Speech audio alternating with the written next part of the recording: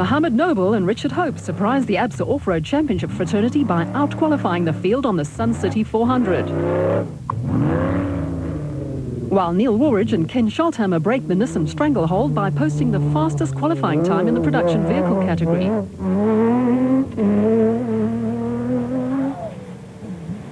Janelle de Villiers, now fully recovered from an elbow injury, and Francois Jordan romped to victory to give the proudly South African Nissan team its 4th successive win of the season. And Atang Makhakaneni and Bucks Carolyn in the Total Jimco add the Sun City 400 to their growing tally of wins in the Special Vehicle Championship. The South African Off-Road Championship is proudly brought to you by ABSA. Speak to ABSA first for fast, flexible vehicle finance. We can also structure an asset finance solution to suit your business needs. It's really never been easier.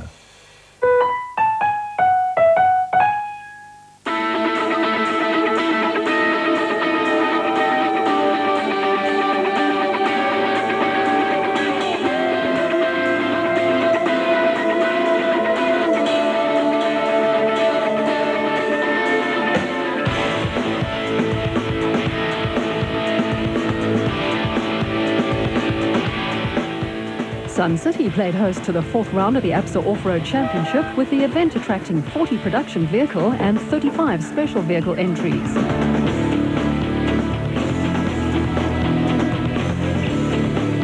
The battle for supremacy in the production vehicle category was expected to be a closely fought affair, with Nissan and Ford fighting it out for overall and Class T honours, and Toyota intent on maintaining its stranglehold in Classes D and E.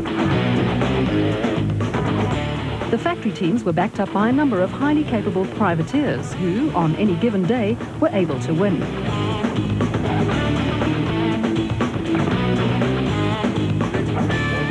In the special vehicle category, Atang Makhakaneni had won 2 of the 3 races to date, and he and new co-driver Bucks Carolyn would have to pull out all the stops to keep a horde of Jimco's, Bats and Shamir Variawa's Porter at bay if they hoped to win.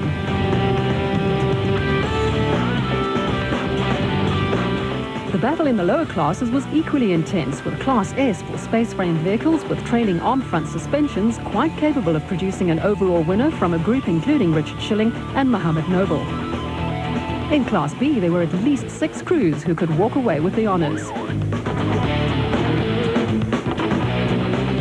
Krobler and Leek lead the Production Vehicle Championship by 25 points from Woolridge and Scholthammer, but it's the competitors in the lower classes like the De Bruins and Mark Cronje and Chris Birkin who pose the biggest threat. The arm's fine now. It's nice and strong again. I mean, I've been doing some gym work and stuff like that, but it's still very sensitive, so I can't take any knocks on it.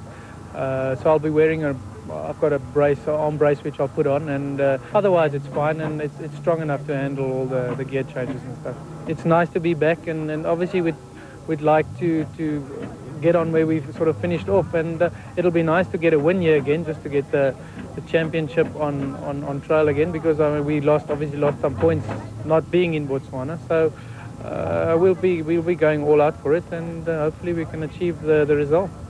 We've been very consistent throughout the season so far, and I think we need to do the same. We don't quite have the same sort of horsepower as the 3.3 V6, but I think in terms of our reliability and the strategy where we sort of take it easy in the beginning and build on it, it's worked for us, and hopefully we can plan it that way throughout the season. Ons ry met 'n bakkie wat Mark se bakkie van laas jaar was, en die meeste van sy groepe is uitgesorteer. Baie van die ouens het nuwe bakkies. En dit is, ons was net gelukkig dat ons bakkies probleme klaar uitgesorteer is. Hierdie nuwe bakkies is nou in hulle groei stadium en hulle het elke keer probleme gehad. En ons nou laas gesien met die Desert, Chris Visser was vreeslik vandag aan ons klaar. Ons het probeer, maar ons kon hom nie vang nie toe hy nog reg was. So ek dink van nou af gaan die kompetisie al hoe sterker wees en meer evenredig, en ons sal nou maar moet uithaal en wys om weer voor te bly, nog steeds voor te bly. Derde algeheel, ek dink dit is maar geluk aan ons kant. Ek meen, ons het nooit 'n kans om my voorste klas D's te vang, tensy hulle nie klaar maak nie, maar ek meen, daai bakkies is so perfek gebou. Die kanse vir dit is maar min. The Special Vehicle Championship is delicately poised, with not one of the top 5 contenders able to afford a non-finish on the Sun City 400. Makhakaneni and Carolyn are in top form, and the pair is seemingly unbeatable. My performance at Sun City has not been very good, although we've had good time trials in the past, but last year we had a terrible race. We didn't finish. We had mechanical problems, and this year, because we're leading the championship, it's a good position because we've got less pressure than our opponents. There's John West-Smith, there's Mark Corbett, and Terence March, Clint Gibson all over us, and we're just out there to drive to the finish. The car is good. Everything's perfect. If we don't make silly mistakes, we should go home in a good position tomorrow. Unfortunately, we broke down at the desert. The gearbox backed up.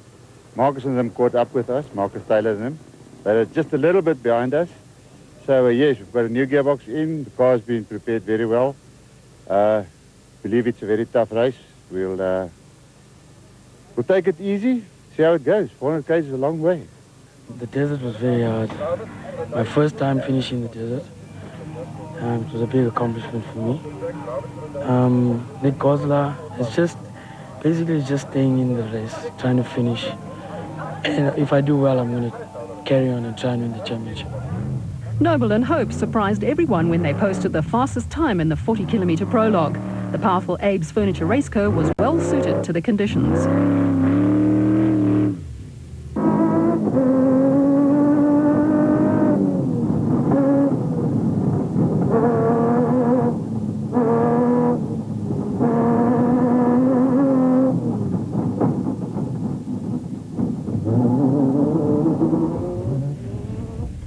Woolridge and Scholthammer were 36 seconds slower in the Team Ford Racing Ranger, but happy to be starting 17 seconds ahead of arch rivals De Villiers and Jordan in the Nissan.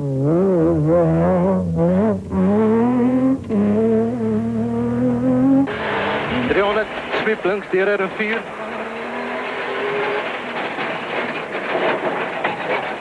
Rechts, ja.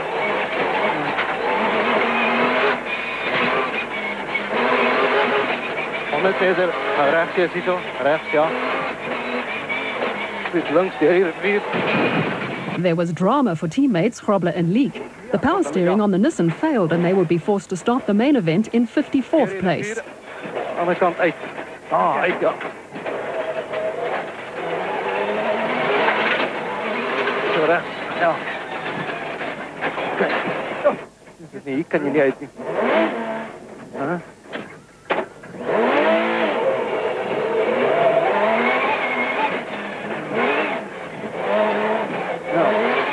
There was drama in the Oven Fresh Biscuits pit with Shamir Variawa frantically trying to sort out the clutch on the Porter.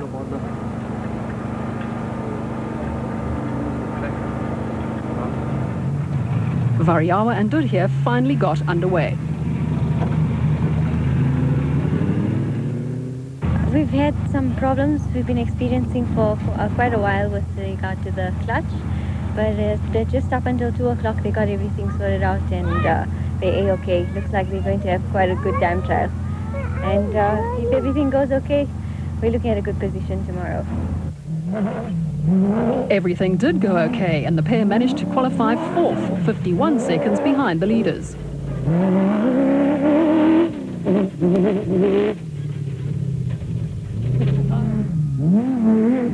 The special vehicle contingent was reveling in the dry, dusty Pilanesberg conditions. Henry Kirstein and Rainier Euster in the Atlas Copco Bat were only 24 seconds slower than Variawa and 19 seconds faster than Class D contenders Alfie Cox and Ralph Pitchford in the Arnold Schatz Cars Nissan.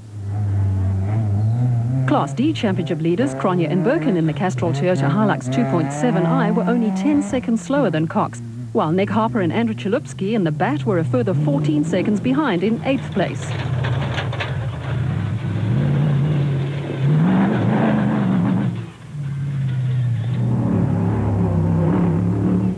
Fricky Boyta and Blackie Swart in the Procoat Jimco were only 1 second behind Harper and Chalupsky and 21 seconds ahead of Mekhekeneni and Carolyn, who rounded out the top 10 in the total Jimco. Only 3 production vehicles qualified in the top 10, with the remaining positions reserved for the Class A special vehicles.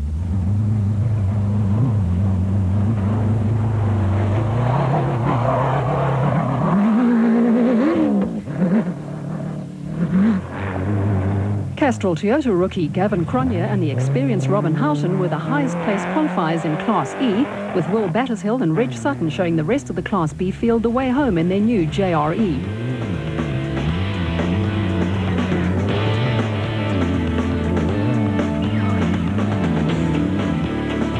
The top 53 starters in the Sun City 400 were separated by 15 minutes and 50 seconds, which would make the going rather tough in the dry and dusty conditions.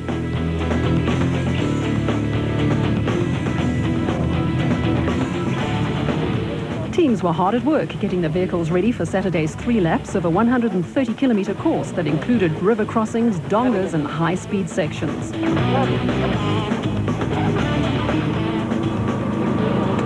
Well, you know, Class D Bucky, it takes a hell of a lot of strain. I didn't ride here last year, but I remember from the bike days, it's very rough, and you don't realise until you get out there in a Class D. And I think about 15 k's from home, I noticed the steering wasn't straight anymore. And obviously we hit something. The road book, I believe, is shocking. There's just not enough things telling you of the dangers out there. And, you know, in a Class D Bucky, you need to know where the holes are because they get very hurt when you're doing the speeds that we're trying to. And a time trial is important. We're under pressure. It's Nissan versus Toyota versus Ford and the rest of the gang that are coming, Mitsubishi. So Class D, I think, is the toughest class at the moment, and we have to win the time trial. The dust is bad here, and we go all out for the time trial. 40 kilometers, and I'm happy we're 10 seconds quicker than the Toyota. We have to see what the rest of the guys have done, but that's the most important thing.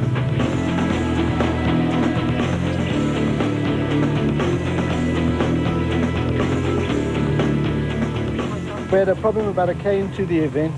We hit a slight incline on the road, no rock burning, and I don't know, the rim, we must have smashed the rim. You can see the problem here. We hit it, there might have been a hairline crack or something in the limb. We don't really know, but this is the end result of our problem. So obviously we had to stop and change, and yeah, we lost our 4 minutes, and that's probably the amount that we're behind at the moment. No one escaped the rough conditions in the prologue. The drive shafts on Manfred Schroeder and Jack Peckham's Class D Ford Ranger sheared, and they would spend hours rebuilding the differential.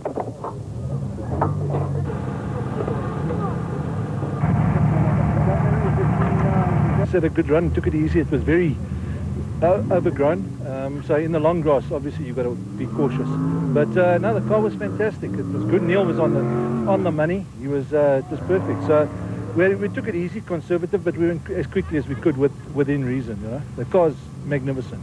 As normal, the guys have prepped it. It's excellent. So we look forward to tomorrow. It'll be a bit different now that the other guys are starting behind us. So we actually look forward to having trouble-free run again, clean.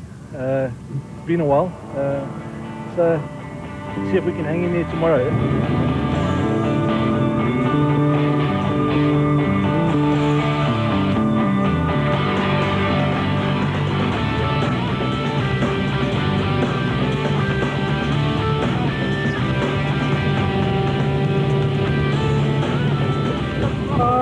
Just there was on the steering shut off, but we fixed it. The car's ready to run tomorrow again. But no major problems. But we'll stop it again.